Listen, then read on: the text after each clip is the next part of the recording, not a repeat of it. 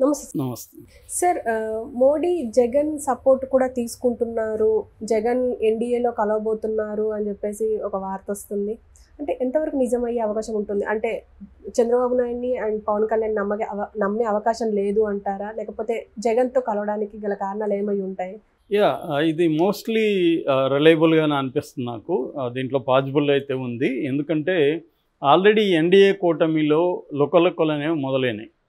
మనకి అజిత్ పవార్ క్యాంప్‌లో మంత్రి పదవి ఇచ్చినా వాళ్ళు రిజెక్ట్ చేశారు. ఎందుకంటే మేము గతంలో క్యాబినెట్ ర్యాంక్‌లో మేము తీసుకుని పనిచేసాం. ఇప్పుడు సహాయ మంత్రి మాకు వద్దు అని రిజెక్ట్ చేశారు. ఆల్రెడీ కొన్ని పార్టీల్లో ఇబ్బంది ఉంది. ఆల్రెడీ జేడీయూలో కూడా విమర్శలు ఉన్నాయి. ఆల్రెడీ జేడీయూ తరపున త్యాగి అని ఆయన ఓపెన్గానే కొన్ని డిమాండ్స్ మోడీ ముందు పెడుతున్నాడు. సిఏఏ కానీ, తర్వాత ముస్లిం రిజర్వేషన్ రద్దు, ఇట్లాంటివి మేము ఒప్పుకోమని ఆల్రెడీ చెప్తున్నాడు. అట్లాగే అగ్నివీర పథకాన్ని రద్దు చేయమని కూడా త్యాగి అంటున్నాడు.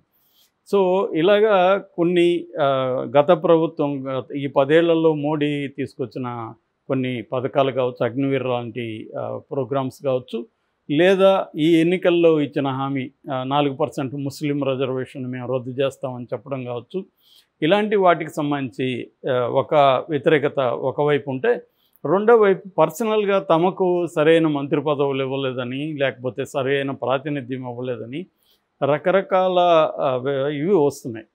అది ఒకవైపు మోడీని ఇబ్బంది పెడుతుంది. రెండో వైపు చంద్రబాబు, నితీష్ కుమార్ ఇద్దరు కూడా దేశముదురులే, ఇద్దరు కూడా యూటర్న్ బాబులే. చంద్రబాబు యూటర్న్ అనేకసార్లు తీసుకున్నాడు.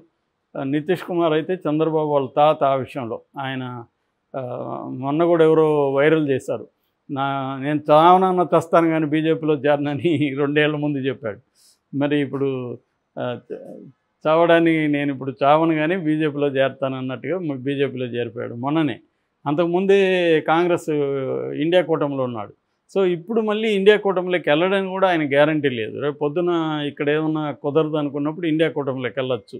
అంటే ఇప్పుడు కొన్ని రాష్ట్రాల్లో ఎన్నికలు ఉన్నాయి. మహారాష్ట్ర కావచ్చు, తర్వాత హర్యానా కావచ్చు, ఢిల్లీ కావచ్చు, జార్ఖండ్ కావచ్చు, ఇలాగా కొన్ని రాష్ట్రాల్లో ఎన్నికలు ఉన్నాయి. ఆ ఎన్నికల్లో కానీ మోడీ పెర్ఫార్మెన్స్, బీజేపీ పెర్ఫార్మెన్స్ కానీ డౌన్ అయితే ఖచ్చితంగా ఈ లోకలకలు అనేవి పెరుగుతాయి. ఎందుకంటే ఇప్పటివరకు ఏందో మోడీ మాటల్లో కొంత చేంజ్ కనిపిస్తుంది. అంటున్నాడు, మేము అంటున్నాడు, మనం అంటున్నాడు, ఎన్డీఏ అంటున్నాడు, ఆర్గానిక్ అలియన్స్ అంటున్నాడు, ఈ భాష మాట్లాడుతున్నాడు, హగ్గులు చేసుకుంటున్నాడు. ఈరోజు కూడా చంద్రబాబుని చాలాసేపు హగ్ చేసుకున్నాడు. అంత కన్నీళ్ళు పెట్టుకుంటున్నారు ఎమోషనల్గా. ఇవన్నీ బాగానే ఉంది డ్రామాలు. కానీ ఆచరణలో తీసుకున్నప్పుడు క్యాబినెట్ కూర్పు తీసుకుంటే కంప్లీట్గా మోడీ కంట్రోల్ కనిపిస్తుంది. ఏదో విధిల్చాలి కాబట్టి పనికిమాలిన పోర్ట్ఫోలియోస్ విధిల్చాడు. సో అందువల్ల ఏమవుతుందంటే ఎవరికి ఏమీ హామీలు కూడా ఇప్పటివరకు ఇవ్వలేదు. సో ఇది ఒక ప్రాబ్లం ఉంది మోడీకి. అట్లాగే రేపొద్దున బిల్స్ పాస్ చేయాలంటే కూడా రాజ్యసభలో కూడా మోడీకి తగినంత బలం లేదు కాబట్టి జగన్ 11 మంది ఉన్నారు. సో జగన్ బలం అవసరం అవుతుంది. అట్లాగే వీళ్ళని నమ్మి ముందుకెళ్తే ఇబ్బంది అవుతుంది. సో వీళ్ళ మీద డిపెండ్ అవ్వకుండా వేరే మెకానిజాన్ని, ఆల్టర్నేటివ్ మెకానిజాన్ని ఏర్పరచుకోవాలనేది కూడా మోడీ ప్లాన్.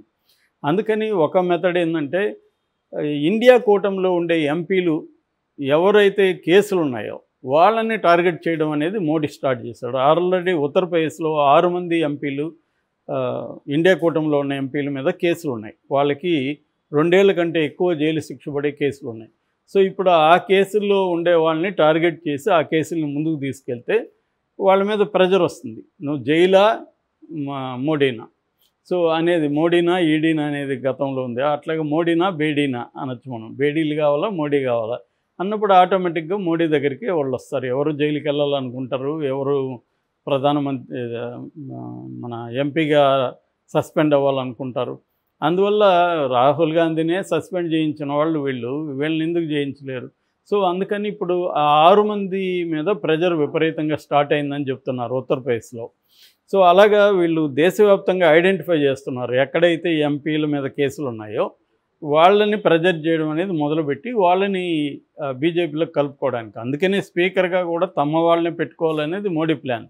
ఎందుకంటే వేరే వాళ్ళు స్పీకర్గా ఉంటే ఇది జరగదు. ఎందుకంటే ఫిరాయింపుల చట్టం కింద స్పీకర్కి విశేష అధికారాలు ఉంటాయి కాబట్టి ఈ ఫిరాయింపుదారులు చల్లదన్నారనుకో రేపు పొద్దున ప్రాబ్లం అవుతుంది. అందుకని ఇప్పుడు మోడీ స్ట్రాటజీ ఏంటంటే ఒకటి బెదిరించి పాత పద్ధతి ఎన్రోల్ చేసింది, బెదిరించి ఎంపీలని తమ పార్టీలోకి చేర్చుకోవడం, బీజేపీలోకి చేర్చుకోవడం. దానివల్ల బీజేపీ స్ట్రెంగ్త్ పెరిగితే వీళ్ళు డిపెండ్ అవ్వాల్సిన అవసరం లేదు చంద్రబాబు మీద, నితీష్ మీద, ఇలాంటి వాళ్ళ మీద. వాళ్ళకే మెజారిటీ వచ్చేస్తుంది. అది ఒక మెథడ్. రెండో మెథడ్ ఏంటంటే ఆల్రెడీ కేసులు ఉన్న జగన్ లాంటి వాళ్ళు చచ్చినట్టు తమకు మద్దతు ఇవ్వాల్సిందే, వేరే మార్గం లేదు జగన్కి. సో జగన్ బెదిరించే మూడ్లో ఉండడు. ఎందుకంటే బెదిరిస్తే వాళ్ళు అక్కడ బిగిస్తే ఇతను జైల్లోకి వెళ్ళాల్సింది, శిక్ష కూడా పడే అవకాశం ఉంది. కాబట్టి జగన్ లాంటి వాళ్ళు అడిగితే చాలరా బాబు నువ్వు అన్నట్టుగా ఉంటారు. అలాంటి వాళ్ళని కూడా వీళ్ళు ఆల్రెడీ కేసులు పెట్టుకుని కూర్చొని ఉన్నారు. గతంలో కూడా ఈ 10 ఏళ్లలో ప్రతిపక్షాల మీద కేసులు పెట్టడం అనేది ఒక పెద్ద పనిగా పెట్టుకున్నారు వీళ్ళు. ఎక్కడ వాళ్ళని ధిక్కరించిన వాళ్ళంతా మనకు తెలుసు. కేజ్రీవాల్, హేమంత్ సోరెన్ లాంటి ముఖ్యమంత్రులే జైల్లో ఉన్నప్పుడు ఇంకా సాధారణమైన ఎంపీల పరిస్థితి ఏముంటుంది? సో అందువల్ల ఖచ్చితంగా జగన్కి మోడీ సపోర్ట్ ఉంటుంది, జగన్ వైపు నుంచి కూడా మోడీకి సపోర్ట్ ఉంటుంది. ఎందుకంటే మోడీకి జగన్ కావాలి, జగన్కి మోడీ కావాలి. సో జగన్కి 2 ప్రాబ్లమ్స్ ఇప్పుడు, కింద పైన అంటారు అలాగా. అంటే ఇక్కడేమో చంద్రబాబు రెడీగా కేసులు దూకుడుగా వెళ్తున్నాడు. ఆల్రెడీ ప్రమాణ స్వీకారం చేయకముందే వలలు ముసురుకుంటున్నాయి జగన్కి. ఆల్రెడీ మద్యం కుంభకోణం కేసు తీశారు.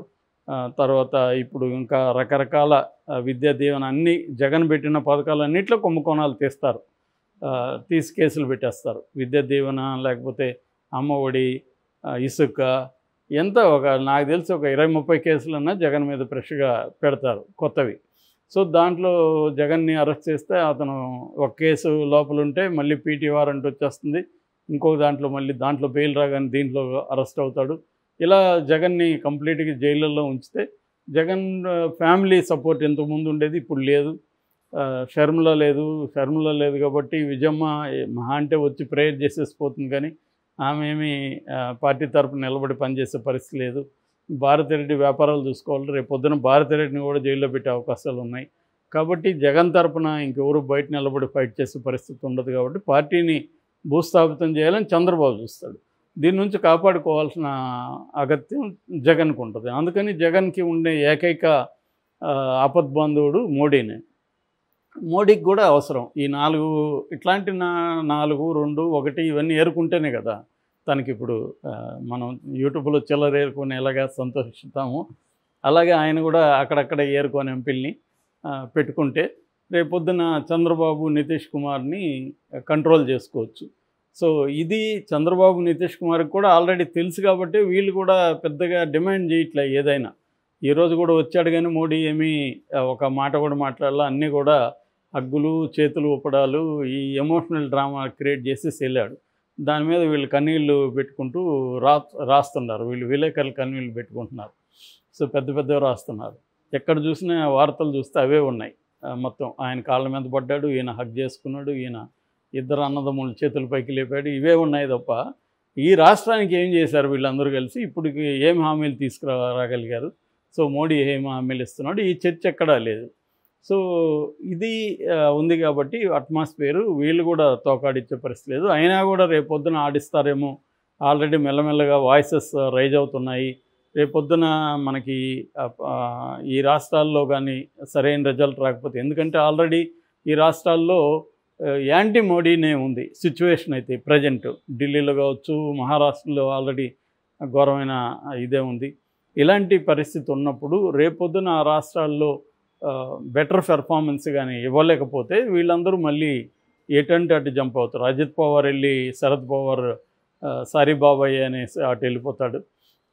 అలాగా ఇటు శివసేన షిండే పోయి అటు వెళ్ళిపోతాడు. ఇలాగా వెళ్ళిపోయారనుకో, ఉన్నవి 4, 3, 4, 5 వెళ్ళిపోతున్నారు అనుకో, వీళ్ళకి అప్పుడు కంప్లీట్గా చంద్రబాబు మీద, నితీష్ కుమార్ మీద డిపెండ్ అవ్వాలి. వీళ్ళు ఏంటంటే వీళ్ళు ఏదో సైలెంట్గా పెద్ద మనుషులాగా ఉన్నట్టే కనబడతారు, కానీ వీళ్ళు ఎక్కడ ఫిట్టింగ్లు పెట్టాలో వీళ్ళకి తెలిసినంత ఇంకెవరికి తెలియదు.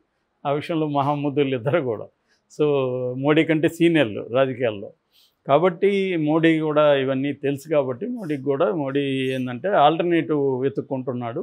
సో అందులో ఒకటేమో ఇండియా కూటమిలో ఉన్న వాళ్ళని తన వైపు లాక్కోవడం, ఎన్డీఏ కూటమికి బయట ఉన్న జగన్ లాంటి వాళ్ళని ఆల్రెడీ కేసులు ఉండడమో లేకపోతే కేసులు పెట్టడమో చేసి వాళ్ళని కూడా తమ వైపు లాక్కోవడం. ఈ క్రమంలో జగన్కి అవసరం ఉంది, మోడీకి అవసరం ఉంది కాబట్టి వీళ్ళిద్దరు ఖచ్చితంగా కలుస్తారు. దీనివల్ల మరి చంద్రబాబుకి ఏం నష్టం అంటే జగన్ని తను అనుకున్న పద్ధతిలో రివెంజ్ తీర్చుకోలేకపోవచ్చు, కొంత కాంప్రమైజ్ అవ్వాల్సి రావచ్చు.